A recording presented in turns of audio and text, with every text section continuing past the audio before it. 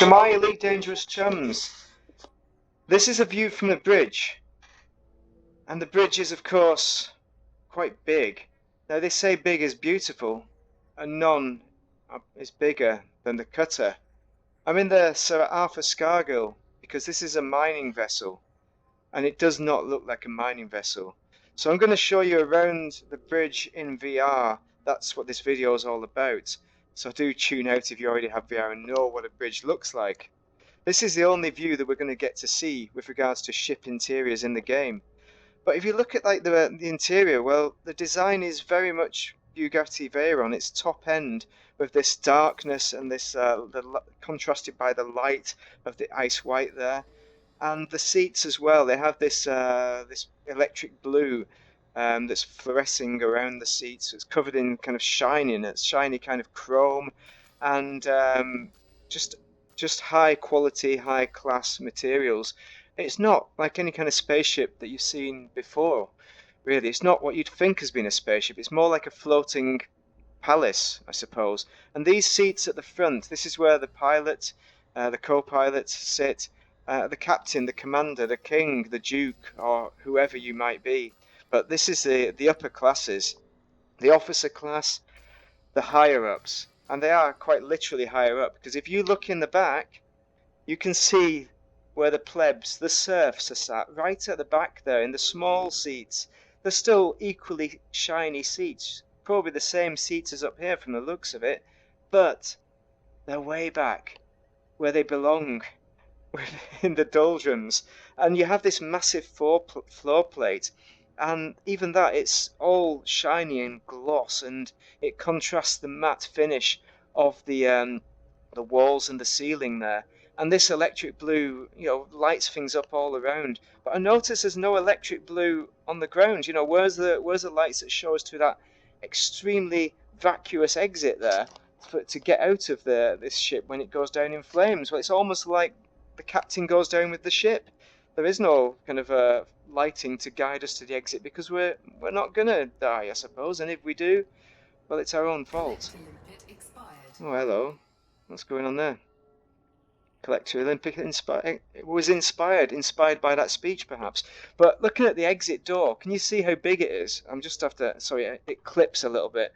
I don't know why we're not allowed to just walk around in this for free. We're kind of stuck in our seat and we're bodging it. So you can see over there, oh, thank you very much, game. You can see how big the entry and exit is. It's huge. Is that reflecting how big the Empire people are? Do they get that big? Because my character isn't that big. But you could fit 2 of me in that door, 3 of me even, side by side, walking through with an array of legs.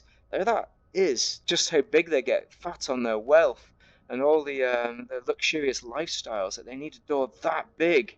That's ridiculous. We have some electric paneling on the left-hand side of the door there. I don't know what that is. Is that like some kind of first aid kit in there? No, probably not. They probably don't believe in them. But there's portholes. Now, this is a bit of the strange bit, even above our head here. Now, you've got these the fluorescent lights that surround the porthole, but there's no window. And there's no window over there either to look out into space, which is a real shame. I thought that would be nice, a nice place for some windows to really complete the look. So if you were going to have ship interiors in the game as well, you could use this. You could flesh it out a little bit more, which honestly, it would probably ruin the aesthetic, but there is room over there in the quiet corner. You could have like a little terminal where you can do some biology work. I don't know what you imagine you would do in the ship interior that would be useful, but I know people cry out for them. But there is potential here where you could walk around the bridge and you could go to other terminals. You could go to members of staff and chat to them, or comrades or people you've just rescued or something, and you could go through that ominous massive door to find out what's behind there. Is there a load of slaves? Not on my ship there isn't, but on other ships there probably is, because that's acceptable.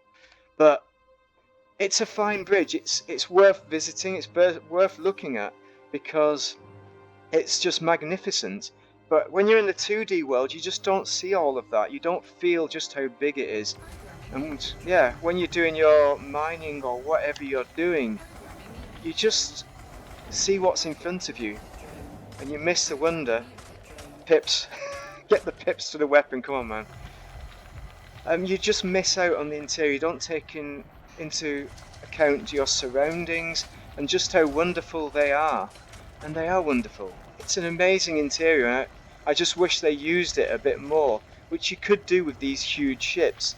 Not so much with the small ships, but with the large ships you could easily use these interiors a bit more and bodge them perhaps to have some gameplay. Asteroid depleted. Job done. You can do mining in it as well, of course. So I hope this has helped you to see the internals of the cutter and see what it's all about and see how wonderful it is. And I'm going to do some more videos on the interiors of ships using VR, which I don't know if anyone else has done that. I've not seen them. But helpful for you to make your decision on whether to get VR, because in my opinion it makes the difference with the big ships. It makes the big ships seem big, having VR and be able to look out of all these windows. It's absolutely amazing. I can't stop looking at it. Right, back to 2D, I suppose, to play the game before I get a headache. Thank you very much for watching, and have a most excellent day.